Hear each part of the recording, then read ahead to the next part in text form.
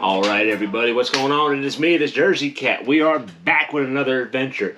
This video was filmed 2 weeks ago, and I had a mission to go cut baiting. I don't know if y'all watched the last video, but we went cut baiting, and we had all kind of problems. Our boat was sinking. Bugs had stopped up the coolant port on our motor. The stopped filming, and then we caught big fish right after we stopped filming. Then there was thunderstorms. So yeah, it was a hodgepodge of a bad night. Everything that could bite me in the butt bit me in the butt, and I decided I wanted to come back for redemption. So we came back another night for redemption. Same game plan as last time. We pulled bait for the last hour and a half of sunshine, and then we anchored up and went cut baiting. But I got a dozen big gizzard shad to fish with before the sun went down, and I got to tell you, man, it was amazing. I went through a dozen gizzard shad in an hour and a half. I probably had at least 30 bites, blow-ups, whatever you want to call them, on those gizzard shad, and I only got one fish to the boat. One. The stripers were actually just blowing up on the shad, killing the shad, and then leaving. And then I actually had one striper that blew up on the shad. The shad was laying flat, dead on the surface, wasn't moving, and the striper still came up and blew up on it 3 times and missed them 3 times, with the shad not even moving. Like, one of the blow-ups on the shad was like about 10 inches away, like wasn't even close to getting the shad.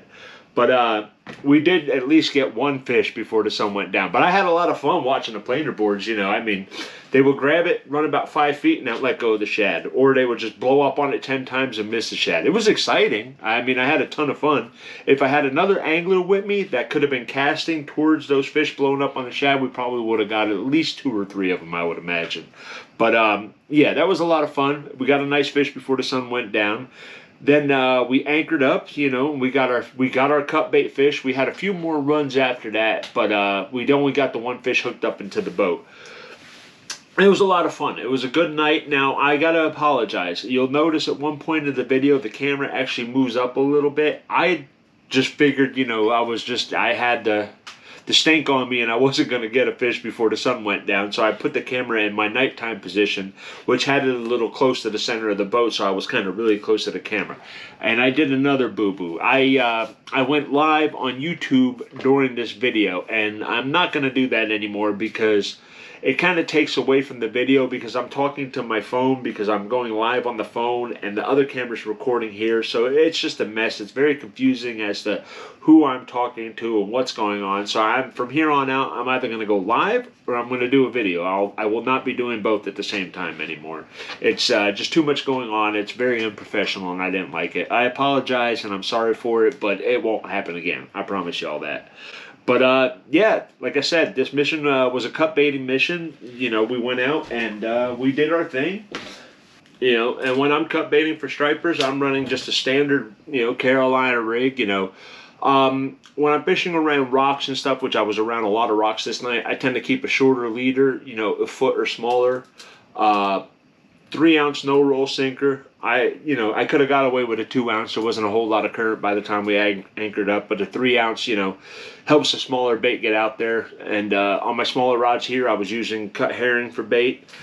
And my cut herring, all I do is snip off the tail, probably about a 1/2 inch of the tail while the herring's bleeding.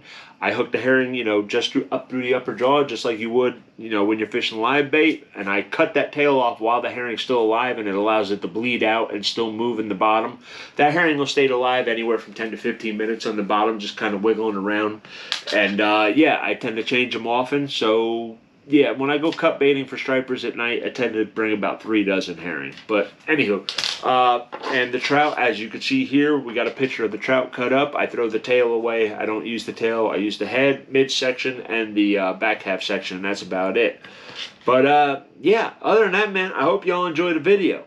Alright, y'all, I gotta throw this in real quick before the video starts. Some people have inquired as to how I run my guide trips versus my YouTube channel. My YouTube channel is not indicative of my guide trips. My YouTube channel is for fun. I go out, I have fun, I explore different patterns, I try to have a good time, show y'all a little bit of my personality, the different ways I striper fish and the different things I try. Some work, some don't, but most of my YouTube trips are abroad to different lakes and stuff like that. And it's just me goofing off, experimenting with different patterns and stuff like that. That's all it is. When I'm guiding, I'm a whole different animal with a whole different outlook and a whole different approach. So what the guy you see here, the goofy guy who's only putting out a couple rods, just chilling out, this is just me having a good time. That's all I got to say. If you book a guide trip with me, trust me, I'm going to put a whole lot more effort into what you see on my YouTube videos. Maybe I'll record a couple guide trips if the customers will let me for future reference, so y'all can see the way I really am when the chips are down and everything's on the line. But other than that, no more delays. Here's the video. I hope y'all enjoy it. Be right in the stretch.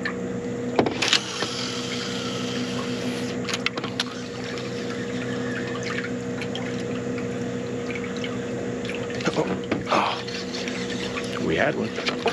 Had another one.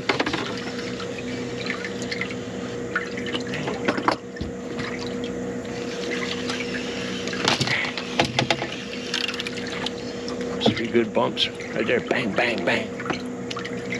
Bang, bang, bang.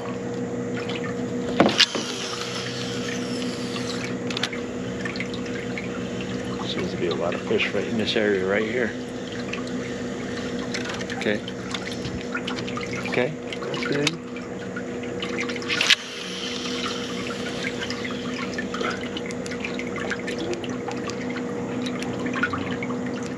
If we can put one in the boat before sundown, I'll feel a lot better about everything, because then at least I have something.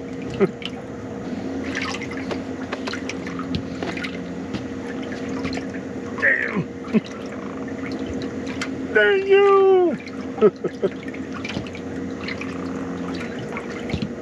Well, I do feel a lot better about things because at least I know there's a large amount of stripers in this area right here. So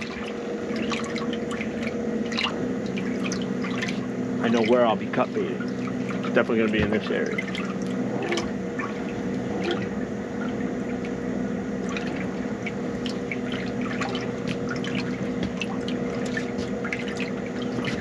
Come on, man. Get that trout.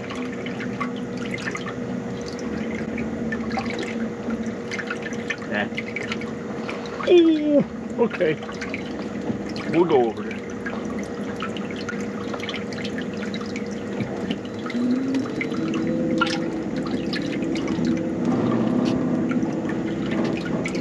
Usually wouldn't speed up like this, but when you see a bunch of stripers busting bait like that, you make tracks. This striper is going hog wild on these shad over here. Got lured in, I did.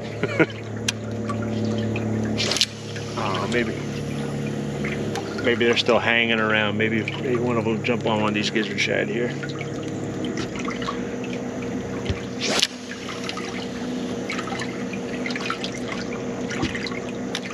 Oh, there we go, there we go, there we go, there we go.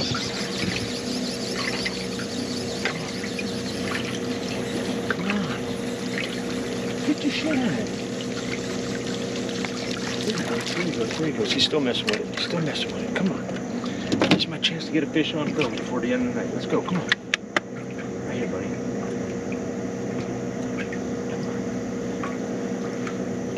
He's all over that shad. Come on.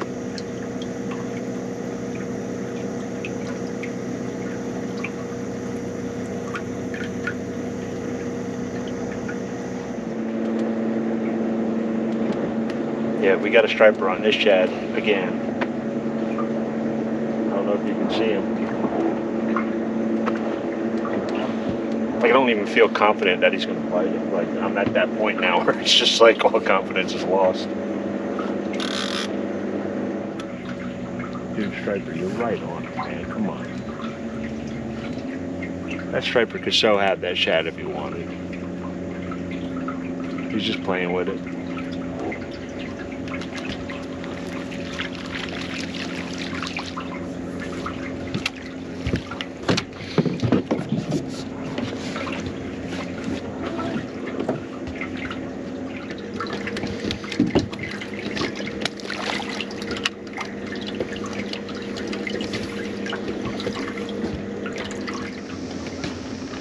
Come on. Come on, dude. I don't even know how we can miss that shad. The shad's half dead. Shad's like not even putting up a fight anymore. He really isn't.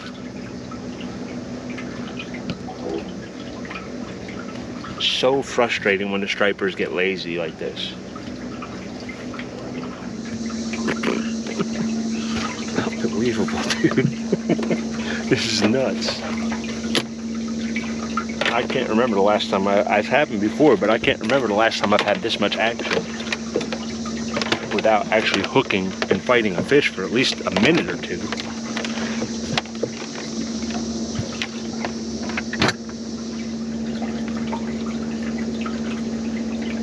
I don't know, about 50 feet ago, we had a striper eyeballing all three of these baits. All three of them. All three of them.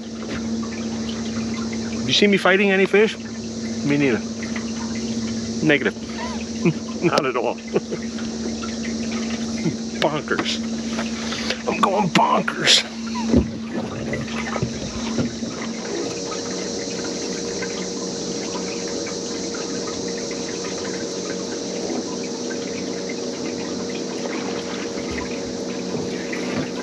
We got a serious contender over there. Come on.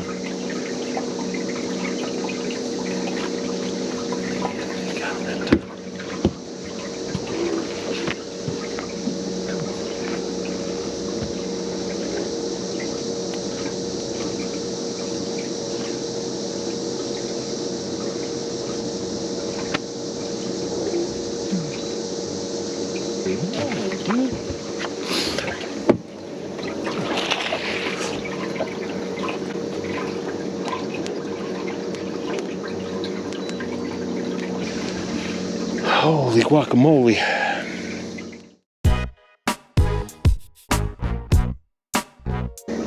Come on, get off the tree branch. And I popped the board. Would y'all believe me if I told you I had like 20 bites tonight without getting a hookup? Stripers have killed every one of my shad now. Killed or maimed every shad I got without actually, I haven't fought a fish yet tonight. No shortage of bites. Oh no, no shortage of bites. I'm sure if you stick around for more than 5 minutes, you'll see another one come up and start swinging on the bait. Right before I went live, I had a big one, must have cracked on my my shad 10 times. Didn't get hooked, didn't get the shad. And I've tried everything. I've slowed the boat down, I've stopped the boat, I've sped the boat up, I've tried setting the hook by hand. I've put stinger hooks on, I've taken stinger hooks off. Like, oh, Lord help me. The only thing I can do is just hope and pray that when I start cut baiting, when the sun goes down, it's that the fish are receptive to eat off the bottom, which I think they will be. There's tons of stripers in this area, so. Unbelievable how many fish that I've actually had come up and bite and not get hooked. I've never, I know I've had days like this in the past, but look, I got one on a shad right here. Look, look, look, look, look, look. Oh, we got him. We got him. For the love of God, we got a fish. Praise Jesus.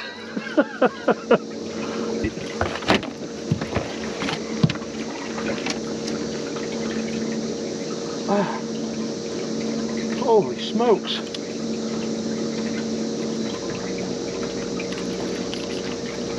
Now it's just going to come off, I'm sure. I really don't expect to land this fish just because of the luck that I've been having tonight. Hopefully we get this one in the boat. I mean, I think I'm owed that after all the action and all the bait that the stripers killed on me tonight.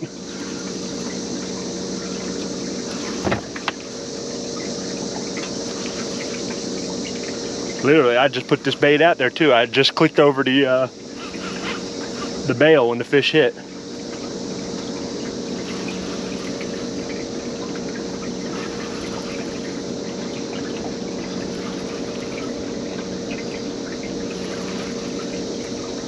Feels like a good fish. I mean, he's definitely fighting me every stretch of the way. Feels a little better than 30 inches, you know what I mean? There he goes again. Might have a good one here. I get 10 foot back and he takes 10 foot. I get 10 foot back and he takes 10 foot. There he goes again. Come on now. Come on, Cletus. Oh yeah, that's a good one. That's a good solid, you know, mid 30-inch fish here. Got him.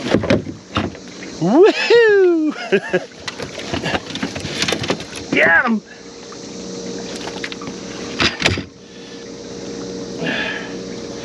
The hook fell right out. Look at that, ladies and gentlemen. Boom! Man, I'm already missing the big boat. Wish I had my space. About 33 1/4, baby. Boom!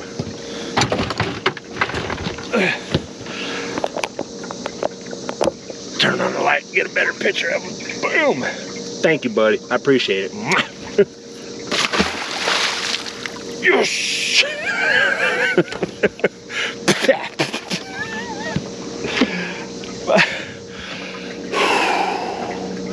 and the adrenaline and relief washes over me. That feels good. And I think we got a fish on our trout right here too. Come on. Let's...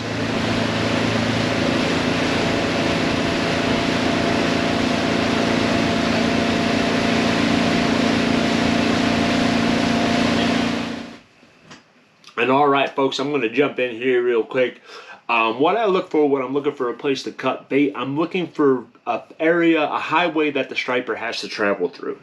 A choke point in a river system where the river narrows up and, you know, stripers have to pass through that narrows. I'll fish those narrows because I can get a bait on one side of the narrow to the other side of the narrow and have bait staggered all across that, you know, that channel that cuts through that narrow area. Or if I'm fishing a lake, I'm fishing points that stripers have to cross over to get in and out of creek arms. Deep holes in river sections. Yeah, pretty much what you're looking for when cut baiting is you're looking for an area that stripers have to, you know, congregate to pass over. Yeah, so neck down points, shelves, you know, on the outside of creek arms, things like that. You're just looking for an area that stripers have to pass through to get to where they're going. That's what I always look for. I'm looking for an area. If I look at an area, okay, they're feeding in the back of the creek. They'll be coming from the main lake, so they're going to have to pass over this big giant point right here. All right, I'm going to anchor on this point, and I'm going to have baits in the deep water, on the tip of the point, and the deep water off to the other side of the point, fan casted all around me. Or if I'm in a river system and I'm coming, I'm like, all right, the fish are feeding in this stretch here, but the fish coming up and down the river got to pass through this neck down right here. So I'm going to fish this narrow neck down area where it funnels in.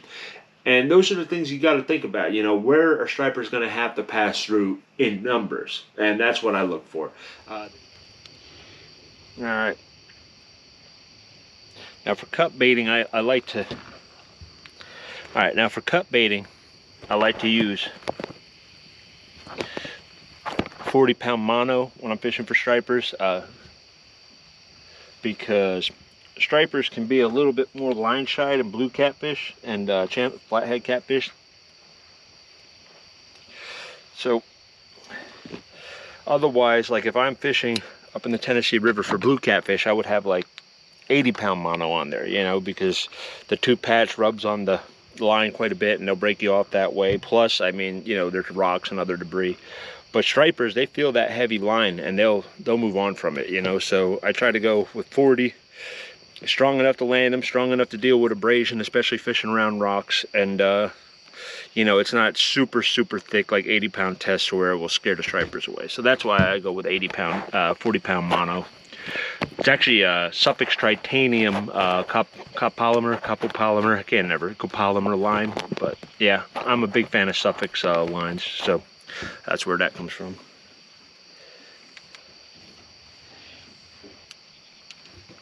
In waters where stripers do occasionally come across trout, I prefer trout for cut bait.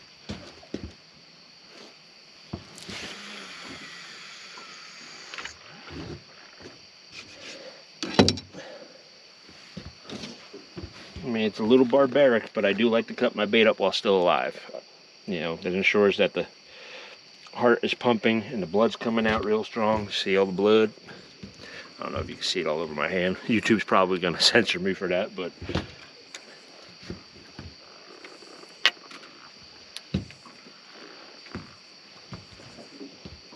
that blood, man, that blood. All about that blood. Right, and they've stopped generating just a little while ago, but we still have a little bit of current, so that current's going to wash that blood downriver and really hopefully call those stripers to us. My ears.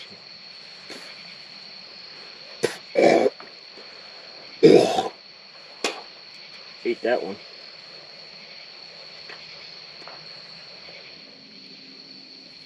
What? Just lures?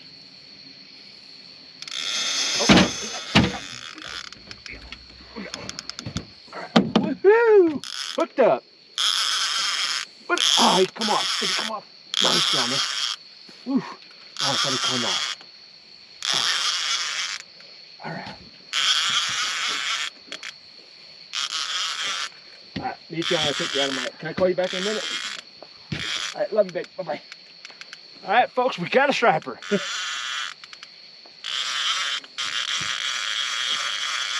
Woohoo! Makes up for the one that we didn't get on film last week now. Cut bait striper. Yes, sir.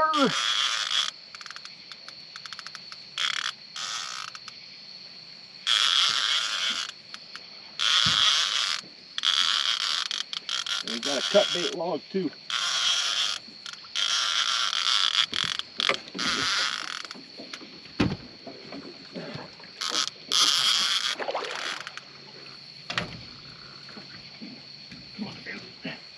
You're making this a problem, pal. Yeah.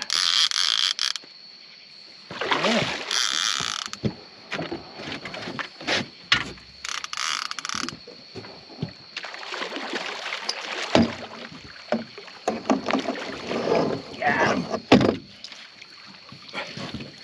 Yes! Cut bait striper! Hey, hey. Take it easy. Take it easy. Take that hook. Hey, hey, hey, hey, hey, hey, hey. Hey, chill out. Boom. Cut bait striper.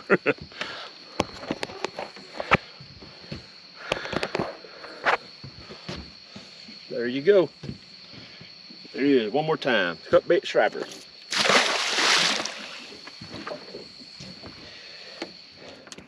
All right, y'all, that was it. As you can see, there's a lot of fish that I had cut out. I could have just did a 30-minute video of fish just blowing up on my baits. Easily, I could have done a 30-minute video. That's no bullcrap either.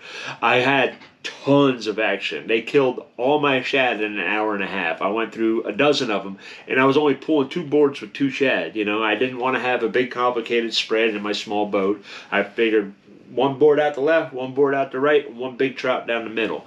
And the big trout, he got harassed 3 times. The shad had fish on them. I didn't go 50 yards without a fish coming up and blowing up on one of my shad the whole entire evening. So, and what's funny is this area that I'm fishing, most guys say that the trout is the best bait, but I have not done that well on trout. It's usually shad. I'm usually doing really well on shad there, and watching other guys during the times that I'm there who are using trout not do so well.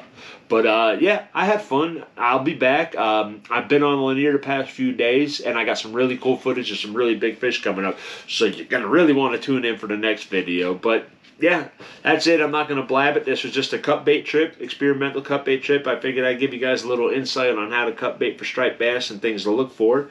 And yeah, it's just pretty much what it is, man. If you like the video, like, subscribe, leave a comment. Let's try to get this channel back in the algorithm. I kind of fallen out of favor with YouTube. I only haven't put out 2 videos over the course of 3 months back in the summer. But yeah, I'd imagine if we get this rolling and get some likes on the videos, we'll get it back up there and start getting some views again. And as always, it's sponsored by Captain Max, so check out CaptainMax.com. He is the maker of the planer boards I use. A lot of the terminal tackle I buy, I get through him. And he actually has some rods coming out real soon. I'm supposed to get my hands on a set of them really soon to test and use in the videos, but they're made specifically for pulling his planer boards and, planer boards with big baits. So look forward to that. That's going to be in an upcoming video. I should be getting my hands on them good looking rods real soon. But yeah, other than that, man, like, subscribe, leave a comment, and until next time, I'll see y'all later. Take care.